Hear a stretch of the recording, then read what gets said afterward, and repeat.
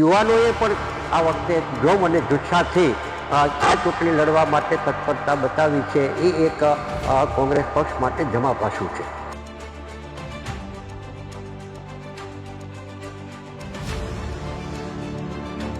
ઉમેદવારો જે લડાવવાના છે તો એ 60 બેઠકો કોંગ્રેસ પક્ષ જીતે એ લક્ષ્યને ધ્યાનમાં રાખીને જ અમે અમારી તૈયારીના ભાગ તરીકે આગળ ચાલીએ છીએ.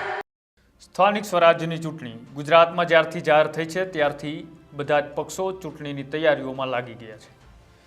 ક્યાંક અંદરો-અંદર ગણગણાટ જોવા મળી રહ્યો છે કે કોંગ્રેસ અને આમ આદમી પાર્ટી આ ચૂંટણી ગઠબંધનમાં લડશે કે એકલા હાથે. તો નમસ્કાર, આપ જોઈ રહ્યા છો ન્યૂઝ રૂમ અને આપની સાથે છું કૃણાલ આહિર.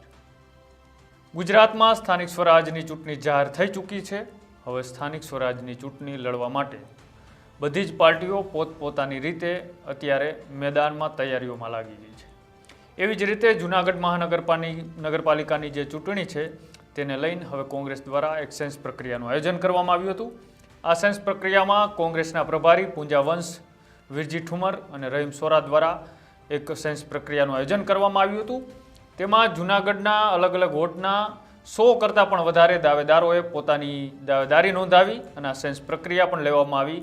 અને આ સેન્સ પ્રક્રિયા લીધા બાદ જ્યારે પૂંજા વંશને મીડિયા દ્વારા પૂછવામાં આવ્યું કે શું આ ચૂંટણી તમે એકલા હાથે લડવા જઈ રહ્યા છો, ત્યારે તેમને પણ કોઈ સ્પષ્ટતા ના કરી કે એનસીપી અને આમ આદમી પાર્ટી અને કોંગ્રેસ ત્રણેય સાથે ચૂંટણી લડશે કે પછી કોંગ્રેસ એકલા હાથે ચૂંટણી લડશે. જો કોંગ્રેસ એકલા હાથે ચૂંટણી લડવાની તૈયારીઓ દર્શાવે તો આમાં નુકસાન કોને થઈ શકે છે? કારણ કે ત્રિપાખીય જંગ થાય અને ત્રિપાખીય જંગમાં સ્થાનિક સ્વરાજની ચૂંટણીમાં ખૂબ ઓછા માર્જિનથી જે હારજીત થતી હોય છે એ હારજીત પણ હાર અને જીતમાં બદલાઈ શકે છે.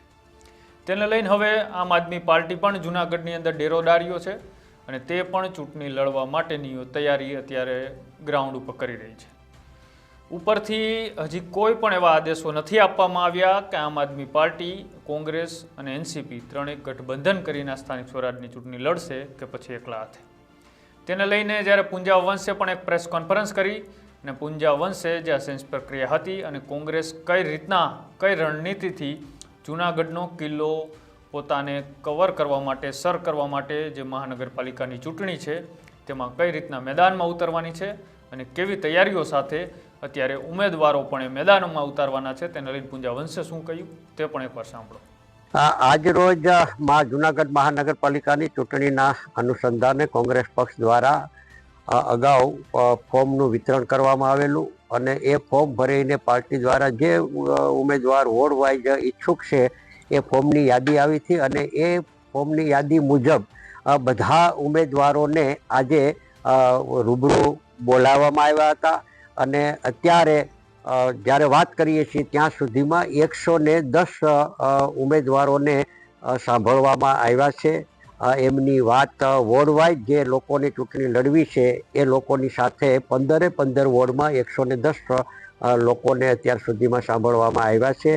એમની વાતને સમજી છે અને આગામી 2-3 દિવસની અંદર વહેલામાં વહેલી તકે ઉમેદવારોનું પણ ફાઇનલ લિસ્ટ તૈયાર થાય અને ત્યારબાદ પ્રદેશ સમિતિની અંદર મોકલી આપવામાં આવશે અને ત્યાર પછી ચર્ચા કરી અને વહેલી તકે જાહેરાત થાય એ દિશામાં આગળ વધીએ છીએ. ઉમેદવારોની અપેક્ષા તો સ્વાભાવિક રીતે બધા લોકોની અપેક્ષાઓ એવી છે કે સ્વચ્છ અને સારા ઉમેદવારો અને લોકોની વચ્ચે રહેનારા અને સતત દોડનારા, લોકોની સમસ્યાઓને વાચા આપનારા લોકો જે છે એવા લોકોને શોધી અને ઉમેદવારની પસંદગીઓ કરવી જોઈએ એવો મોટાભાગનો સૂર રહ્યો છે.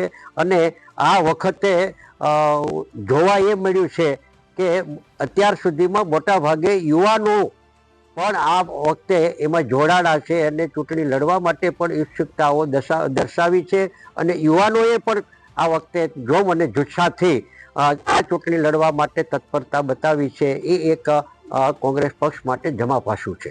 ખાસ લક્ષ્યાંક શું રહેશે? કેટલી સીટ આપણે કવર કરવાનો લક્ષ્યાંક આલે છે?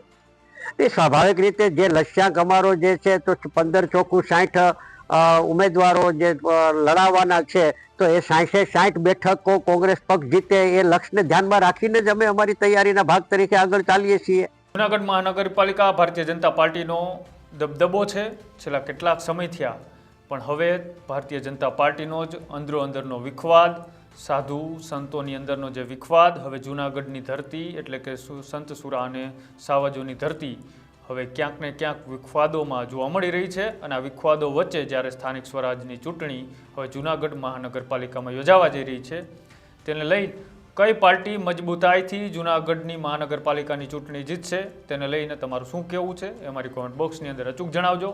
આવા જ અહેવાલો જોવા માટે અમારી યુટ્યુબ ચેનલ ન્યૂઝ રૂમને આજે જ લાઇક કરો, શેર કરો અને સબસ્ક્રાઇબ કરો. નમસ્કાર.